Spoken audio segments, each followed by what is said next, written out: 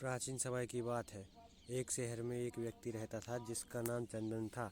वह अपनी पत्नी और दो लड़की के साथ रहता था और वह किसी छोटे मोटे प्लाट में काम किया करता था। चंदन और उसकी पत्नी खुशी खुशी अपना जीवन व्यतीत कर रहे थे। समय का चक्र बीत रहा था और उनके लड़का लड़की बड़े होते जा रहे थे। जब उसकी बड़ी बेटी कक्षा 5 में पढ़ रही थी, तभी एक दिन स्कूल की छुट्टी के समय जब वह लड़की सीढ़ी से नीचे उतर रही थी, तभी पीछे से किसी लड़की से धक्के लगने पर वह सीढ़ी से नीचे गिर गई, जिसके कारण उसके पैर में चोट आ गई। जब लड़की घर पर लंगड़ाती हुई पहुंची तो उसके पिता ने पूछा क्या हुआ। तभी लड़की ने पूरी बात बताई। पिता ने सोचा छोटी मोटी चोट है और यह सोचकर उसने अपनी बीवी से कहा, इसे गर्म पानी से सेक लो, ठीक हो जाएगी। कुछ दिन बीतने के बाद लड़की का पेट फूलने लगा और उसे चलने में दिक्कत होने लगी। तभी उसके पिता ने कुछ लोगों की बातें सुनकर किसी एक ओझा को ले आया, जबकि उसे कुछ नहीं आता था। वह पैर ठीक नहीं कर पाया। कुछ समय बीतने के बाद जब उसकी लड़की की हालत और ज़्यादा खराब होती जा रही थी, एक दिन उसके पिता अकेले कहीं बैठे हुए थे, तो वह मन ही मन सोच रहे थे कि क्या करे। तभी सोचते सोचते उनके दिमाग में आया क्यों ना डॉक्टर से दिखाया जाए। तभी दूसरे दिन वह अपनी लड़की को लेकर वहीं पास के अस्पताल में जाते हैं। जब लड़की को देखते हैं तो लड़की के पिता से कहते हैं कि जल्दी ही ऑपरेशन करना होगा, क्योंकि इस लड़की के पैर में एक बहुत बड़ा घाव हो चुका है, जिसके कारण लड़की का पैर भी काटना पड़ सकता है।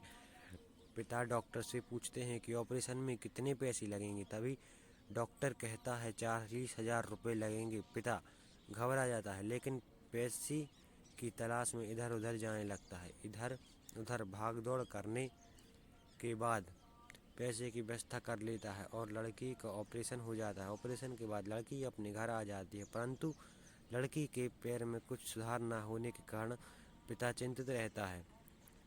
इस तरह 4 साल बीत जाते हैं तथा पैर में लाख लाख रुपए लगाने के बाद भी लड़की का पैर ठीक नहीं होता, जिस कारण से पूरा परिवार दुखी रहने लगा है। कुछ समय बीतने के बाद लड़की का विवाह हो गया और लड़की के जीवन में खुशहाली आ गई। पिता सोचते हैं कि सब कुछ ठीक हो गया है, संघर्षों का दौर खत्म हो गया है, परंतु किस्मत को कुछ और ही मंजूर था।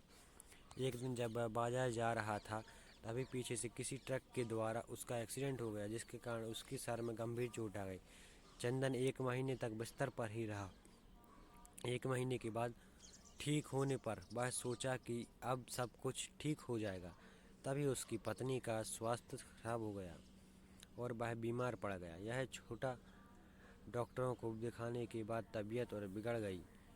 यहाँ छोटे डॉक्टर को दिखाने के बाद तबीयत और बिगड़ गई, जिसके कारण उन्हें वाराणसी के BHU अस्पताल में जाना पड़ा। वहां जाकर पता चला कि उसकी पत्नी के पेट में गंभीर बीमारी हो गई है, परंतु चंदन को यह विश्वास था कि उसको पत्नी ठीक हो जाएगी और चंदन इस विश्वास के साथ अपनी पत्नी को हमेशा वाराणसी के अस्पताल में ले जाने लगा। कुछ समय बीतने के बाद पत्नी की तबीयत में सुधार आने लगा।